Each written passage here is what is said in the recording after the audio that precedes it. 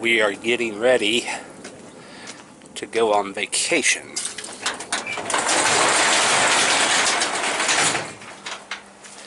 And I'm not gonna lie, I'm ready. I am ready. I've got to change the impeller on that motor. Alright, so here's how this thing goes. Okay, this is your shifter. Make sure you separate that. Those are two brass nuts. Get those separated. Otherwise you will never get that foot off. It just won't work. You got 4 bolts, 2 on each side. Get those taken off, and go ahead and be prepared to pull that foot off, and then we'll get into the rest of it.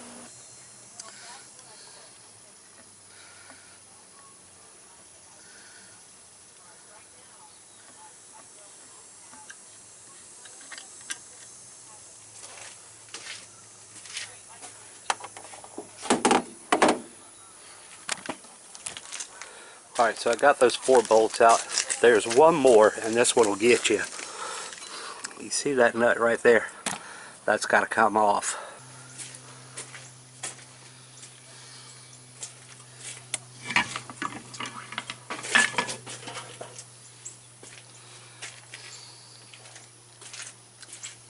So this is the foot. This is your water pump here. Alright, so this is your water pump kit.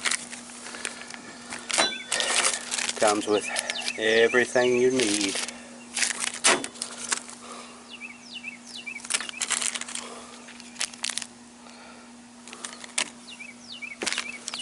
That's the impeller itself right there.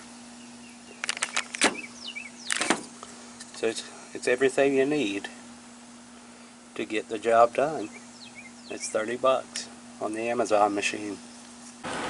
We are on the way. Yay! Right now. You should see the truck, it's so full. We got so much crap in here. She packed the kitchen sink. Hey, we decided on the same thing, so. We did. Yeah. We're heading to Clark Hill. It's going to be an amazing week. We got wonderful friends coming with us. So what I'm going to harvest today is this Thai chili here. But like I said, we just got back from vacation. I'm just kind of doing an overview of what's going on and how things are looking. This is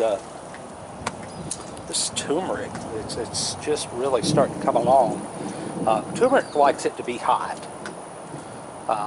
So it's really just getting going. Got a little bit of basil in here, but check this out.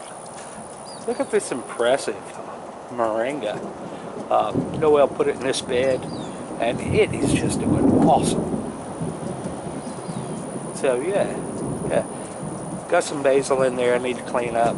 It's getting a little bit warm for basil, so we're going to let it go as long as we can.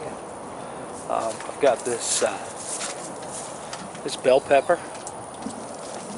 It's really starting to set a lot of blossoms. I think we're going to get some good production out of that. We got to get this sunflower out of here because it's done. It's just finished. But what the heck? Let's take a look around here. Here's her other moringa tree. This is the original one that she planted, and she came in last week and topped it out. And it is just putting side shoots on like crazy. It's doing so good. I think she's going to do well with that. Ginger. Man, this ginger, it just keeps growing. And it's putting on more new growth. Making flowers. It's a beautiful flower. My cayenne pepper, it's just going and going and going. It's doing great. Yeah.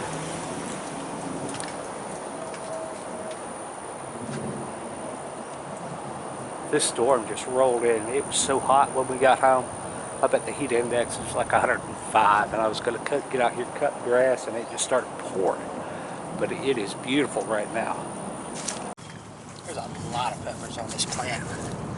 They really need to come off, make room for other ones. This is that Thai chili. I tell you, I love this pepper. It is wonderful. My favorite way to eat it is in some eggs or in an omelet. Man, it's just good stuff. The heat is there. It's not overbearing.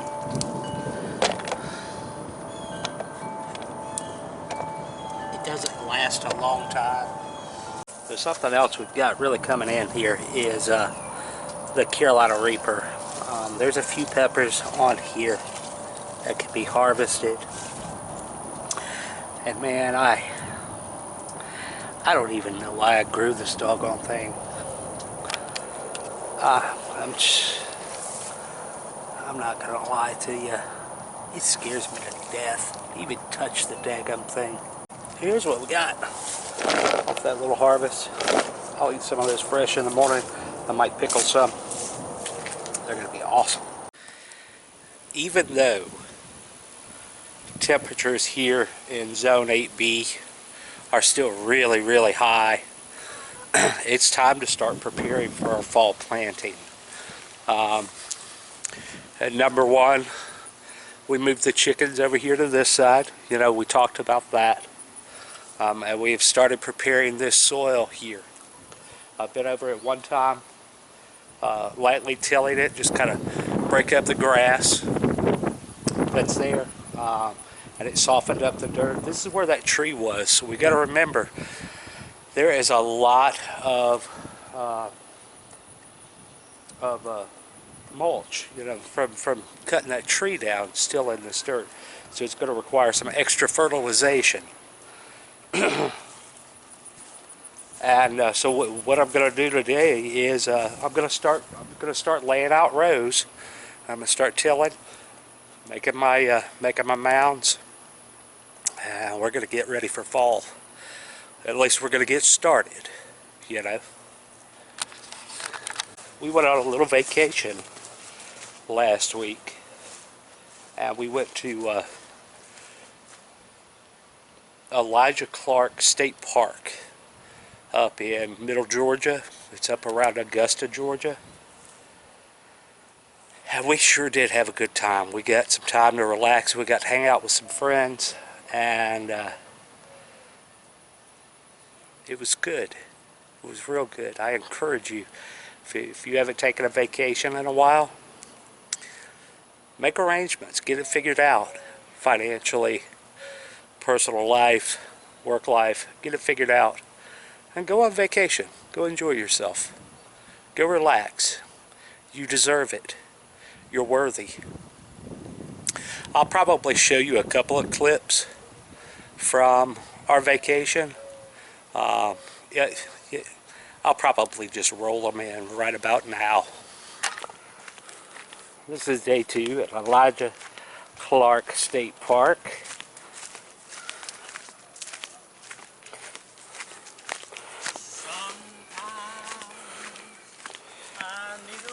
You want that little pool? Oh, boy! I got it, didn't I? Yeah, I about got it. Crystal clear. Is that where we want to go? We didn't come this far down. The last cove is No, as far we as we didn't. come down.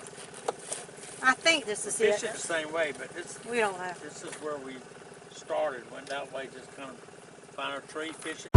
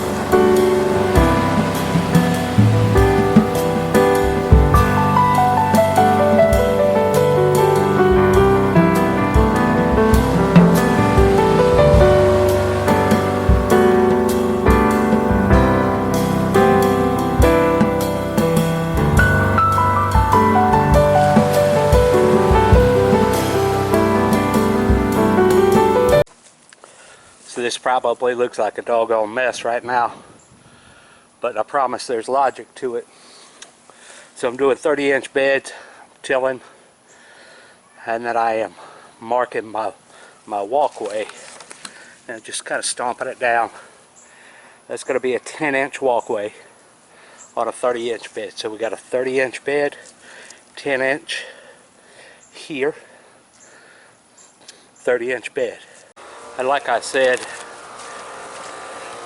right there is where that tree was. And you know, the guy that did the tree, you know, praise God for him, he did the best he could getting that thing ground down. But you know, there's still a bunch of roots out there that I'm having to deal with. And you know, all I can do is just, you know, a little bit here, a little bit there. You know, I'll till if I hit a root, and I got to go in there and I got to get that thing up. You know, I can't grow vegetables on roots.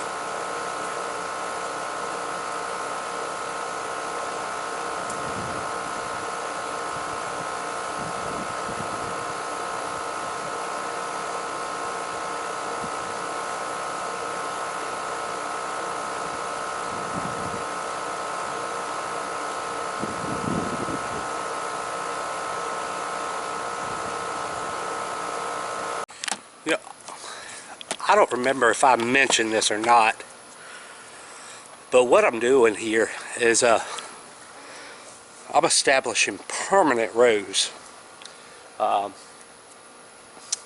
This is pretty common practice anymore as far as market farms, home gardening. Each of these beds are going to become a permanent bed. And when I am working this, you know, I'm hoping I don't ever have to come back in here and till these beds ever again. You know, this will be a one-time shot, breaking this dirt and getting it worked out. From here on out, what I really hope to do is just come in here, broad fork the beds, add my amendments, put a little bit of compost on top, and plant. We're going to see how that goes. But yeah, this is pretty common. I think Elliott Coleman does this. I know that Curtis Stone does this. You know, quite a few of the big market gardeners. So that's the plan here. Permanent beds. And happy Sunday to you. We hope you are well. Doing some cleaning up in the front yard, getting all those bags emptied out. We're saving some of the cocoa coir, but not all of it. So putting a bunch of it in the compost pile, and it'll be just great in that compost. It'll make a nice airy compost. Noel and I were just talking about community. We were talking about self-sufficiency, and you know, reality is being self-sufficient does not mean that you have to do everything on your own. Being self-sufficient really means that I'm going to be less dependent on large corporations to provide me with the stuff that I need. You know, what we're really saying when we're saying we want to be more self-sufficient is we're saying, hey, I do this one thing. I grow tomatoes really well. I grow vegetables really well. And I know this guy that grows cows really well. And I know this other guy over here that grows chickens really well. Well, with that community, you could become more self-sufficient, because instead of going to that big box store for that prepackaged cow, I go to my friend down the road and I get that cow from him. Not sure if I showed you all this, but we got this all covered up the other day. I got all the rows laid out. There's 9 rows there. We got it all covered up, and we're just letting it kill weeds right now. You know, we got some seeds started the other day, and this will be ready to plant when those seedlings get mature. Now I'm trying to find my rake. If I could just find my doggone rake. This is a second round of okra that I planted, and it's just about to start making okra. And it sure is pretty. Sure is pretty. That over there is making okra. Those are beautiful plants.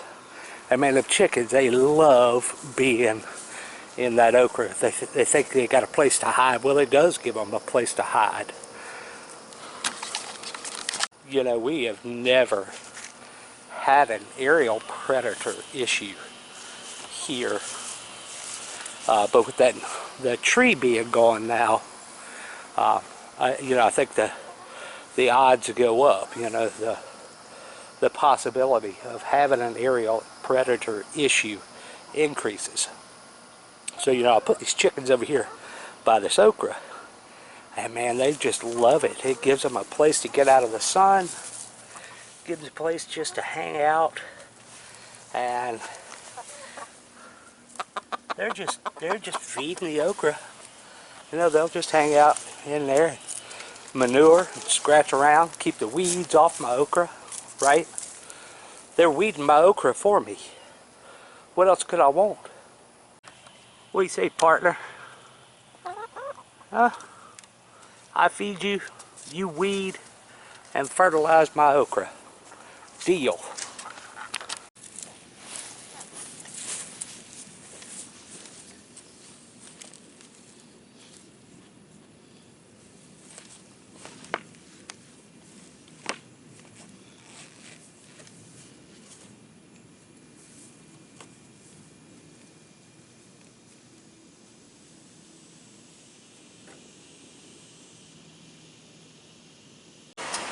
Alright everybody, it's been another fabulous day at Pruitt Homestead, actually at Elijah Clark